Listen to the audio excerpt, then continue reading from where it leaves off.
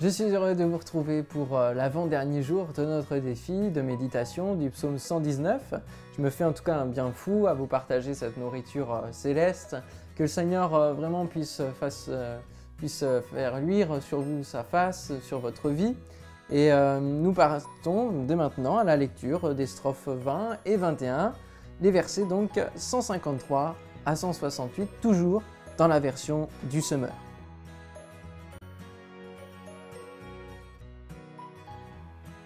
Regarde ma misère, délivre-moi, car jamais je n'oublie ta loi.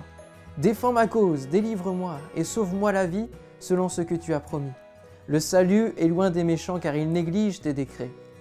Ta tendresse est immense, ô Éternel. Sauve-moi donc la vie conformément à tes décrets.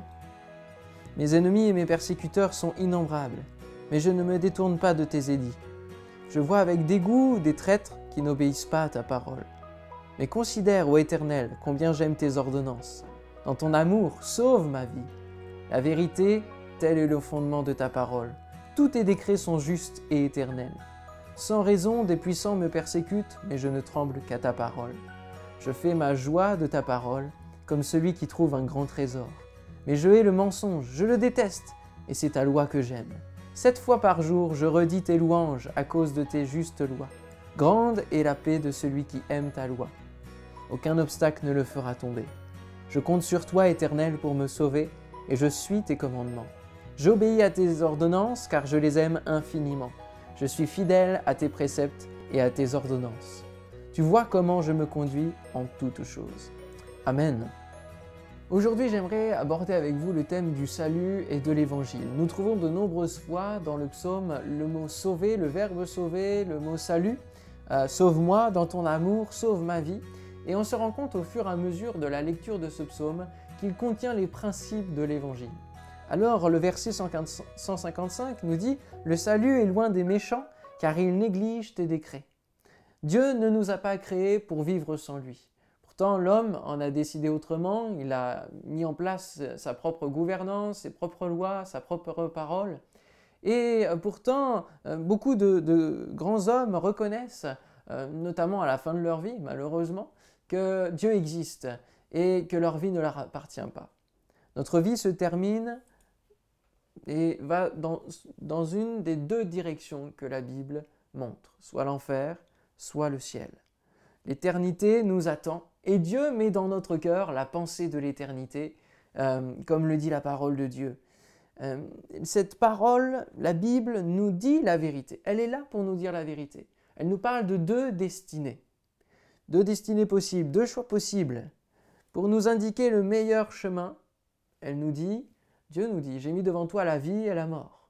La malédiction, la bénédiction, choisis la vie afin que tu vives. Il nous encourage à choisir la voie de la vie, le chemin de la vie, et non pas de la vie seulement sur cette terre, mais la vie éternelle. Et c'est l'éternité que nous devons préparer sur cette terre. C'est comme une image que plusieurs prennent d'une corde qui a un début et le tout début de la corde, quelques centimètres de corde, représente notre vie terrestre et tout le reste, avec une corde infinie, représente l'éternité.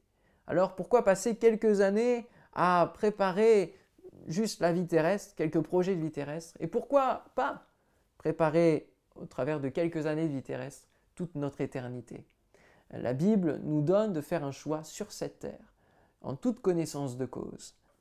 Le verset 133 du psaume 119 nous dit « Veuille affermir mes pas par ta parole, afin qu'aucun péché ne puisse m'asservir. » Le psalmiste ici rappelle combien le péché peut asservir l'homme. Nous sommes soit sous l'influence de l'Esprit Saint, qui est venu régénérer notre vie, soit sous l'influence de la chair qui est animée par le péché. Et par la parole de Dieu, nous pouvons affermir nos pas face à la tentation et marcher petit à petit, de victoire en victoire, avec les épreuves, mais la victoire dans l'épreuve, il n'y aurait pas de victoire s'il n'y avait pas d'épreuve. Et nous pouvons ne plus être asservis par le péché grâce à la parole de Dieu, grâce à l'évangile, cette bonne nouvelle. Le verset 160 nous dit « La vérité, tel est le fondement de ta parole, tous tes décrets sont justes et éternels. » Dieu ne nous a pas laissés dans notre ignorance et dans notre péché en disant « Maintenant vous avez choisi, débrouillez-vous ». Non, il nous éclaire en nous disant la vérité. Oui, il y a une justice divine. Et cette justice est juste et n'est pas dans les œuvres bonnes que vous pourrez faire. Non. Parce que quelle serait la justice entre quelqu'un qui, dans sa vie, n'a pas de moyens financiers, etc., et ne peut pas faire d'œuvres bonnes autant que celui qui a pu démarrer dans sa vie avec beaucoup de moyens? Ce ne serait pas juste de considérer seulement les œuvres que nous pourrions faire pour mériter le ciel ou l'enfer. Tout ce que Dieu a déclaré dans sa parole, cela s'accomplira en son temps. Il y a une justice divine et cela s'accomplira et nous serons jugés au jour du jugement où tous les hommes comparaîtront devant le trône de Dieu, devant son trône. Et nous serons tous jugés ce jour-là. Même les anges déchus qui sont actifs aujourd'hui pour semer la panique chez les hommes qui leur ouvrent la porte, ils seront aussi, et ils sont en attente du jugement. C'est 2 Pierre 2,4 qui nous le dit. Dieu n'a pas épargné les anges qui ont péché, mais s'il les a précipités dans les abîmes de ténèbres, il les réserve aussi pour le jour du jugement. Le verset 58 nous parle de quelque chose de beaucoup plus glorieux et de meilleur. Le verset donc 58 nous dit « Oh, fais-moi grâce selon ce que tu as promis ». Nous ne sommes pas condamnés tout le temps à rester dans la perdition éternelle. Nous le sommes si nous ne prenons pas en compte la parole de Dieu. Mais nous avons la possibilité de vivre la grâce de Dieu dans notre malheur. Dans sa justice, Dieu fait déjà œuvre de grâce et promet un salut à tout homme qui croit en lui et dans le sacrifice de son Fils Jésus. Il suffit d'une parole pour gracier quelqu'un. Alors, Dieu a une autorité.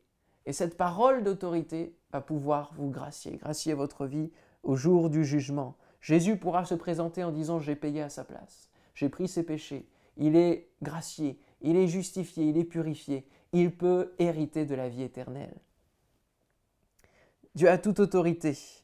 Lors de ce jugement, alors si nous avons cru en lui, sa parole seule suffira. Et il pourra nous dire « C'est bien, bon et fidèle serviteur. Tu as été fidèle en peu de choses, je t'en confierai beaucoup.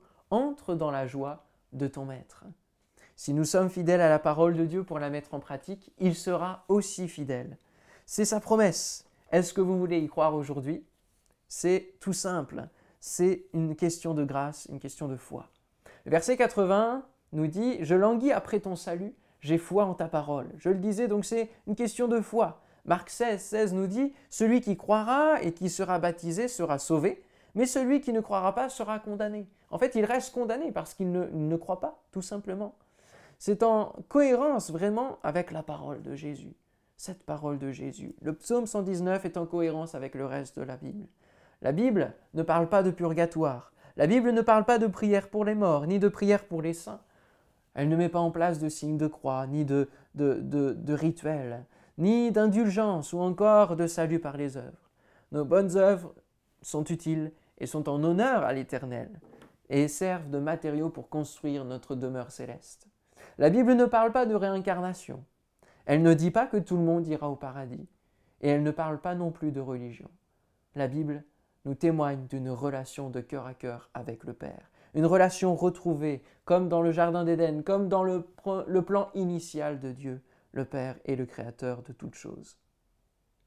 Je prends un peu d'avance pour vous faire la lecture du psaume 176 qui termine ce psaume 119 et qui dit « Je suis errant comme une brebis égarée. Oh, viens chercher ton serviteur, car je n'oublie aucun de tes commandements. » Aujourd'hui, ne restez pas comme une brebis égarée. Appelez Dieu à votre secours et recevez son pardon, sa grâce pour votre vie qui est loin de lui peut-être aujourd'hui. Laissez-moi vous lire un extrait du livre d'Ésaïe, écrit 700 ans avant la venue de Jésus-Christ. La parole de Dieu est vivante et ce que je vais vous lire ici, je prie que cela touche votre cœur. Ésaïe 53, versets 3 à 8. « Méprisé et abandonné des hommes, homme de douleur et habitué à la souffrance, semblable à celui dont on détourne le visage. Nous l'avons dédaigné, nous n'avons fait de lui aucun cas. Cependant, ce sont nos souffrances qu'il a portées, c'est de nos douleurs qu'il s'est chargé. Et nous l'avons considéré comme puni de Dieu, frappé de Dieu et humilié. Mais il était blessé pour nos péchés, brisé pour nos iniquités. Le châtiment qui nous donne la paix est tombé sur lui. Et c'est par ses meurtrissures que nous sommes guéris. Nous étions tous errants comme des brebis. Chacun suivait sa propre voie. Et l'Éternel a fait retomber sur lui l'iniquité de nous tous. Il a été maltraité et opprimé. Il n'a point ouvert la bouche, semblable à un agneau qu'on amène à la boucherie, à une brebis muette devant ceux qui la tondent. Il n'a point ouvert la bouche. Il a été enlevé par l'angoisse et le châtiment. Et parmi ceux de sa génération, qui a cru qu'il était retranché de la terre des vivants et frappé pour les péchés de mon peuple? Parmi notre génération, qui croira au salut de Jésus? Qui mettra sa foi dans l'Évangile, dans cette bonne nouvelle qui transforme les vies? J'aimerais prier pour chacun de vous et surtout pour ceux qui ont soif de connaître cette grâce, connaître et de mettre leur foi dans ce salut que Jésus propose. Seigneur, je veux te prier pleinement afin que ta grâce soit entière dans les vies.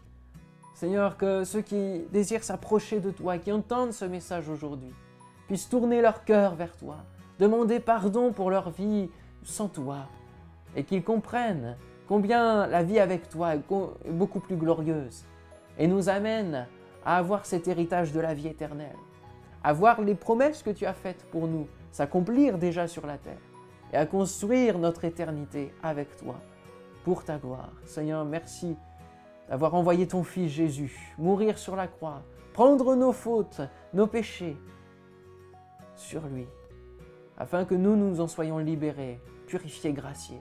Merci Seigneur. Oh, merci Père.